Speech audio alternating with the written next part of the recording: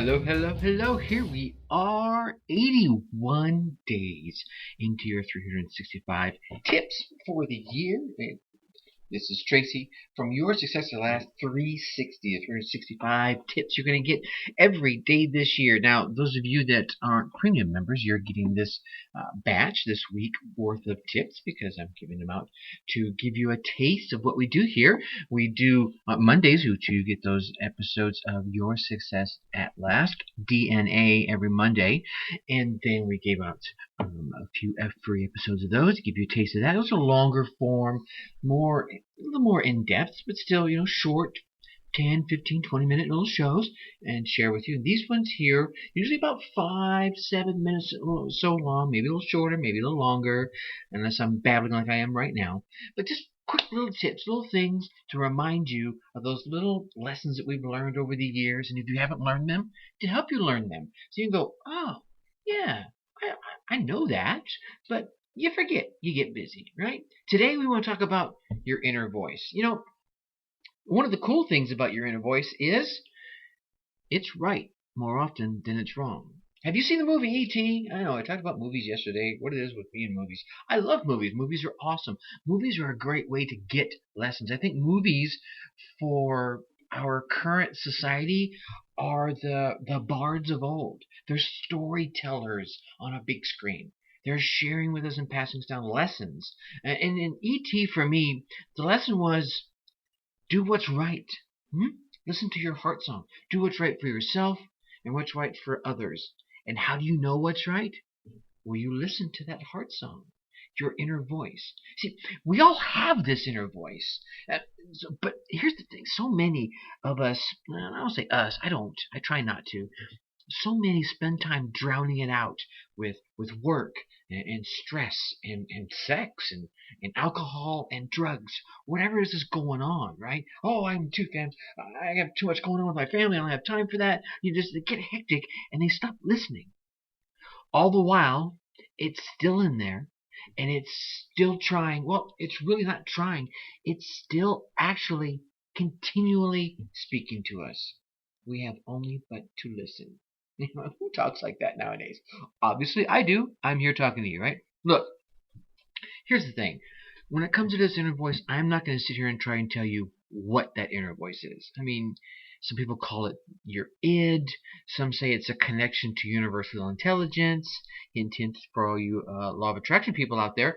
Some may even call it more spiritual, using the word God. God speaking to you, to that inner voice. Look, I'm not going to claim what it is. I don't know what the source of my inner voice. Certainly don't know what the source of your inner voice may be. It may be motivated by different things. I could say it's Krista, my passed away daughter, speaking to me, guiding me. I could say it's God. I could just say it's my 50 plus years of wisdom. One, here's the thing. I know it's there. And two, I can tell you, from my experience, and I'm willing to bet from your experience, it's right far more often than it's ever been wrong. So here's the thing. If you played the odds of your inner voice on the lottery, oh, we'd all be rich, right? I mean, if you play the odds of your inner voice in your life, you'll be winning the lottery of life far more often than you are currently. Your life would be much better off if you would just slow down, pause, and listen. Hear what it's really trying to say to you. And then act on it, right? Whether it's crazy or not, right? But the thing is, you've got to act on it rather than trying to drown it out. Stop trying to drown it out with all the things I mentioned earlier, right? Here's one of the things I do find with my coaching folks is they're always saying, "Well, I can barely hear it." And now this is metaphorically speaking, of course.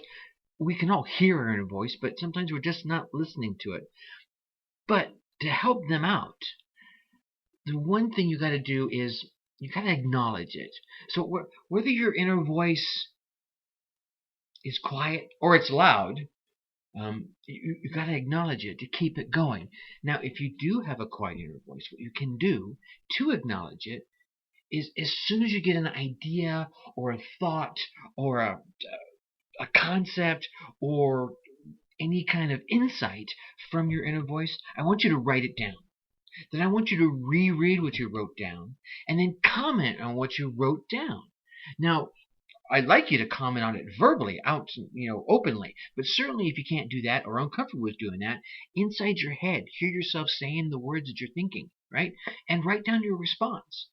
It may seem silly, but here's the thing: when you acknowledge it, it's reinforcing the fact that you want to listen to it. Now, I can hear a lot of folks say, well, I get these great ideas when I'm in the shower or when I'm driving. That's a big one. I don't want you texting and driving. I don't want you to stop and grabbing a pen while you're driving. So what happens when you can't write it down at the moment that your inner voice is calling to you, right? Well, call back. Here's what I want you to do. Call back. Hey, the number you've reached is no. Anyway, I want you to call yourself at home or at the office or leave yourself a voicemail with the idea, with the thought. Many years ago, I was given one of those cool little digital recorders. You just push a little button and you could speak into it. Whenever I get these ideas at a moment's notice, it was on my keychain. I could grab it, I could speak into it, and then when I got to work or when I got home, I could transfer those ideas onto my journal or into action. Right? Another idea is with smartphones being what they are today, there's digital note apps out there. A lot of iPhones already come with a digital note app. Make yourself a recording. The iPhone S's, the 4S's, and the 5s, they have the Siri on there. You could push the little microphone. You could speak into it and send yourself a text. Now you have it, or you can put it into a notepad. And last but not least, if you don't have a smartphone, call a friend, right? Phone a friend, right? Use one of your lifelines. Call a trusted friend and have them email the idea to you. Huh? Maybe they'll add a couple of their ideas. That's brainstorming in action. Here's the thing. You want to acknowledge it. That's the key. And that's going to turn up the volume of your voice. Always, always, always action your inner voice. This will show that you're listening to you. And when someone listens to you, what do? Yeah, you respect them more for it. You give them more of your valuable input. You even become more willing to share better ideas with them because you know they're listening to you. You're even willing to share your best ideas and your best insights, right? Well, right? Of course. So listen to yourself. You have great ideas. They're just waiting to come out. You only need to listen to your inner voice. Listen to yourself. And with that, I'm going to leave you like I always do. Think successfully and take action.